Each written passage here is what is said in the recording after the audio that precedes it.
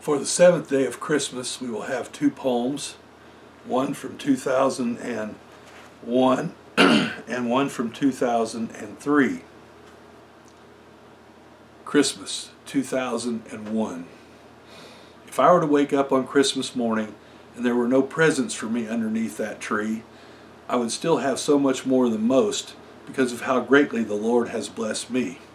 I would watch as someone started to open a package. I would think of what a great life I have had. Think about how you sent me into this world, putting me into the arms of a great mom and dad. As they were tearing the pretty paper away from the box, I would reflect on all the blessings that have come my way, on this wonderful place I live, and on the true meaning of this wondrous day. While they were tearing at the tape to open the box, memories from the past and dreams of the future would fill my mind. Thoughts of friends and family would flow like rivers. How many greater presents could one possibly find? If I had to sit and watch others open the gifts, it wouldn't ruin my day. I would simply look at my wife and think of what a blessing she is. I would rejoice because of always knowing that I am loved. I would rest in the peace and assurance that I am His. When I wake up Christmas morning, there will be presents underneath the tree. But if there were no presents there, if there was not even a tree, I would still have so much more than most people in this world, because the Spirit of the glorious Christ of Christmas lives in me. And that's Christmas 2001. Christmas 2003. The stable was pretty much empty before the couple came along, but soon a special baby was born in that lowly place, and shepherd and wise men came to see the infant, the one who was God's gift of salvation and grace. Christ the Creator left His glorious throne and became the creation. He was born in that simple stable with us in mind. He came because He knew we could never ever redeem ourselves. Jesus came because He knew what we needed to find. Christ was born for us on that starry night in that quiet stable. A young Jewish girl moaned in the pangs of childbirth. A newborn babe cried out as he entered the world. Suddenly there was a new hope, a new light on this earth. Mary cradled the way, the truth, and the life in her arms.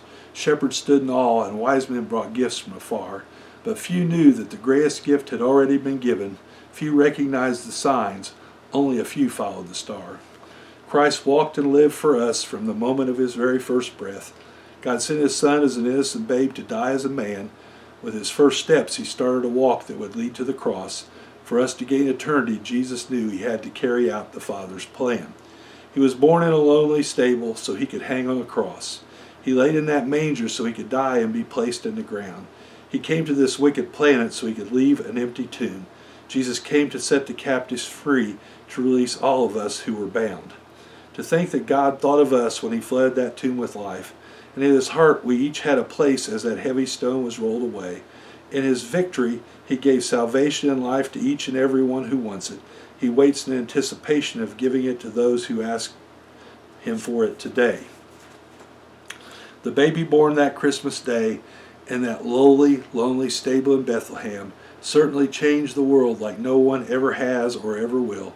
And each day as people call on His name and lives are touched by His love, Christ continues His work in this world and changes it still. In a sense, in each of us lies a place like that stable, a place somewhat empty and barren until Jesus comes along, a place that only He can fill with the brightness of His love, a place that only He can fill with joy and laughter and song. Jesus will walk right into the darkest night of despair.